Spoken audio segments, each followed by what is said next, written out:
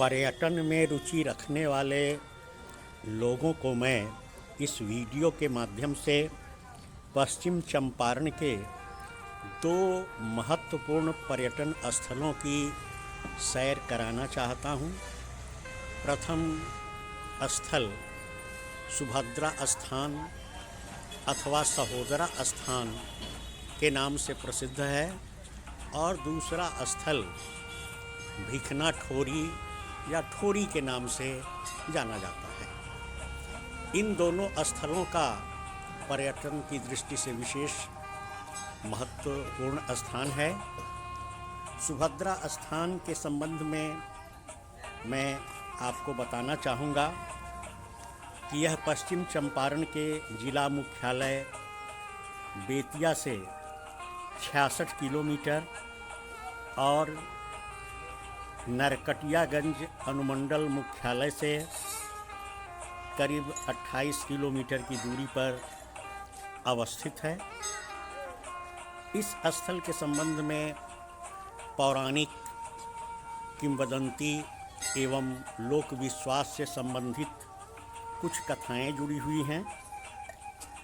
उन कथाओं में एक प्रमुख कथा तो यह है कि प्राचीन काल में एक दिव्य आभूषण से सुसज्जित ग्वालन स्त्री अपने नवजात शिशु के साथ दही बेचकर जंगल के रास्ते से वापस जा रही थी।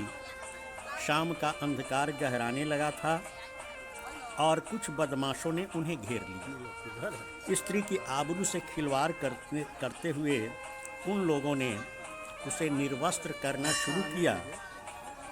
अपनी रक्षा के लिए स्त्री ने भगवान की गुहार लगाई और कहा जाता है कि इतने में एक दिव्य तेज प्रकाशित हुआ और गोद में बच्चे सहित वह स्त्री पत्थर की प्रतिमा बन गई। जहाँ पर वह स्त्री पत्थर की प्रतिमा बनी वहाँ पर एक नीम का पेड़ उत्पन्न हुआ।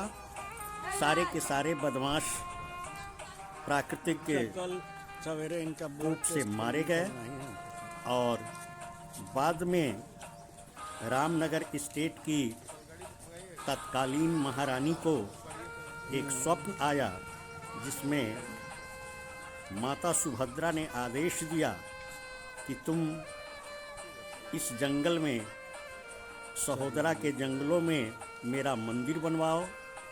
और फिर महारानी वहाँ पहुँची।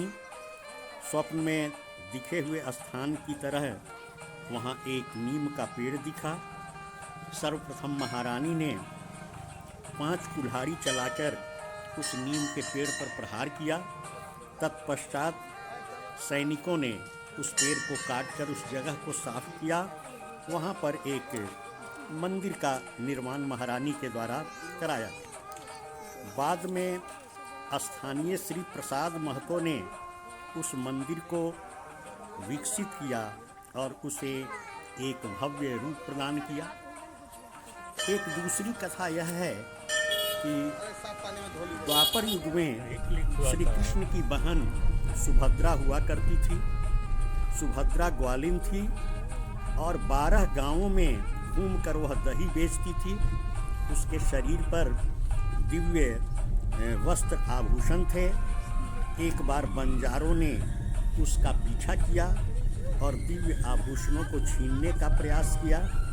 इसी बीच सुभद्रा वहीं पर बर्तन फेंक कर फॉरेस्ट रेंजर हो गई और पत्थर में परिवर्तित हो गई। मंदिर के संरक्षक व पुजारी शंभु गुरु बताते हैं कि सुभद्रा भगवती का रूप हैं और द्वापर में वे कृष्ण को भगवती के रूप में ही दर्शन दी थी।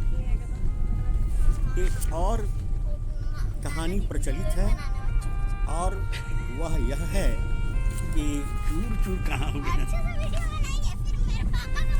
जिसमें बिहार में लोक कथाओं की लेखक डॉक्टर CR प्रसाद ने यह बताने का प्रयास किया है कि हिमालय में जाते समय पांडवों से सुभद्रा इसी जंगल में बिछुड़ गई थी और कुछ बदमाशों ने उन्हें घेर लिया था, जिसके कारण उन्हें सती होना चाहिए।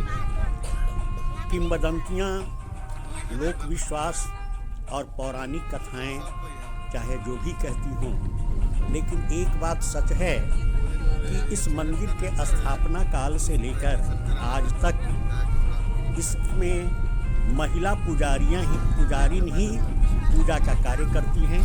वे ही यहाँ के सारे विधि विधान को संपन्न करती हैं। और दूसरी चीज़ की थारू लोगों में एक विश्वास है कि सहोदरा उनकी पूर्वज माता हैं और वे इस क्षेत्र की घूमने वाला पुत्री हैं। इस कारण प्रतिदिन उनकी प्रतिमा को नहला धुलाकर नया वस्त्र पहनाकर खोइछा लगाया जाता है। उनको भात, दाल, सब्जी, पूरी, कचौड़ी, पकौड़ी, बड़ी, दही आदि का भोग लगाया जाता है और इस रूप में उनकी पूजा अर्चा संपन्न की जाती है। साल में दो बार इस स्थल पर विशाल मेला लगता है, जिसमें लाखों की संख्या में भारत और नेपाल के पर्यटक आते हैं। एक चैत्र रामनवमी के समय और दूसरा आश्विन नवमी के समय। यह मेला कोई 1 महीने तक लगता है और इस बीच में श्रद्धालुओं का तांता निरंतर लगा रहता है। प्रदेश के मुख्यमंत्री नीतीश कुमार भी इस स्थल का दौरा कर चुके हैं। वे भी सहोदरा भगवती का आशीर्वाद ले चुके हैं। यह भारत के अनेक शक्तिपीठों की तरह एक सिद्ध शक्तिपीठ है और यह भारत नेपाल की सीमा के समीप है। यहाँ से जंगल आरंभ हो जाता है। यह एक पहाड़ी पर अवस्थित हो जाती है। तो उस सब दिनों एक और रहस्य जिसका पता कम ही लोगों को है और वह यह है कि देवी सुभद्रा की प्रतिमा के बगल में एक खंडित सिर भी स्थापित है। कहा जाता है कि वह सिर भी भगवती सुभद्रा की ही है, जो यहाँ से 8 किलोमीटर की दूरी पर धर्मपुर गांव में था। प्रतिवर्ष रामनवमी और नवरात्रि के अवसर पर माँ के उस सिर को डोली में रखकर सुभद्रा स्थल पर लाया जाता था। उसकी पूजा अर्चा होती थी और वहाँ से फिर उसे धर्मपुर गांव में ले जाया जाता था। लेकिन कुछ वर्ष पहले धर्मपुर गांव के किसान मधुक वर्मा और उनकी पत्नी शीला वर्मा ने यहाँ मंदिर का फिर निर्माण करवाया और माँ सुभद्रा के सिर को सुभद्रा मंदिर स्थान पर विधि विधान के साथ स्थापित करवाया। शंभु गुरु जो उस क्षेत्र के एक या कहें कि सुभद्रा मंदिर के प्रमुख व्यवस्थापक हैं, उनके परिवार की स्त्रियां इन दिनों मंदिर में पुजारी का काम करती हैं। वे ही वहाँ के सारे भोग राग की व्यवस्था करती हैं और पूजा पाठ की तैयारी भी करती हैं। सुभद्रा स्थान की कथा कहते कहते हम लोग भवानीपुर जंगल चेक नाका पार कर अब भिखना ठोड़ी की पंडई के किनारे भी पहुंच गए हैं, जो मुख्य रूप से पिकनिक और पर्यटन का स्थल है। इस जगह के विषय में कहा जाता है कि कभी यह बौद्ध भिक्षुओं का ठिकाना हुआ करता था। उनका निवास यहाँ हुआ करता था और इस रूप में यह भिक्षु नाम ठौरम के नाम से जाना जाता था, जो बाद में विकृत होकर भिखना ठोरी या भिखना थोड़ी के नाम से जाना जाता है।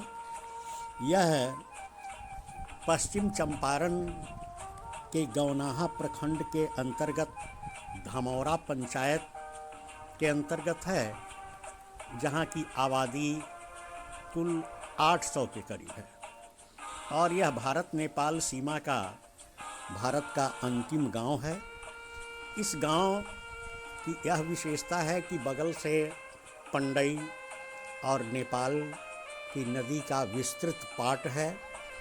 उस पार नेपाल की भूमि में ऊंची ऊंची पहाड़ियां हैं, जिसमें एक उजली पहाड़ी या उजला पहाड़ नाम से जाना जाता है और भिखना ठोरी इस पार भारत का अंतिम क्षेत्र और उस पार ठोरी नेपाल का क्षेत्र। यहीं पर एसएसबी का एक कैंप भी है जो सीमा पर अवैध आवाजाही और गतिविधियों की निगरानी रखता है। इस जगह का महत्व यह है कि नए वर्ष में हजारों की संख्या में लोग पिकनिक मनाने इस स्थल पर एकत्र होते हैं और कहा जाता है कि यह चंपारण का कश्मीर है। इसकी छटा एक तरफ नदी की मुख्य धार में बहता हुआ हरहराता हुआ जल और बिखरे हुए पत्थर और उस पार ऊंची चोटी और इस पार ठोरी भिखना ठोरी का विस्तृत जंगल अपने आप में लोगों का मन मोह लेता है। जंगल का रास्ता ऊबड़ खाबड़ टूटा फूटा है, यद्यपि पीच की आकृति है लेकिन रास्ता बहुत ही जर्जर है। पूछने पर भवानीपुर चेक पोस्ट पर तैनात उस क्षेत्र का फॉरेस्ट रेंजर पीके गुप्ता ने बताया कि जानवरों को पीसीसी या पक्की सड़क पर चलने में कठिनाई होती है, जिस कारण बने हुए पीच को तोड़कर रुखरा बना दिया गया है, मिट्टी बाहर निकाली गई है। इस जगह की सबसे बड़ी समस्या पेयजल की है। खड़ा होइए ना, भारत के लोगों को पेयजल के या भिखना ठोरी के लोगों को पेयजल के लिए नेपाल पर निर्भर करना पड़ता है। वे यहाँ से करीब 2 किलोमीटर दूर नेपाल के क्षेत्र में जाकर पीने का पानी लाते हैं। वैसे सरकार जल योजना भी वहाँ चली है। सारे कार्य तो किए गए हैं लेकिन पानी मिल नहीं पा रहा है। वहाँ 2 अभी विद्युत कनेक्शन नहीं होने के चलते घर घर में सोलर लाइट की व्यवस्था है।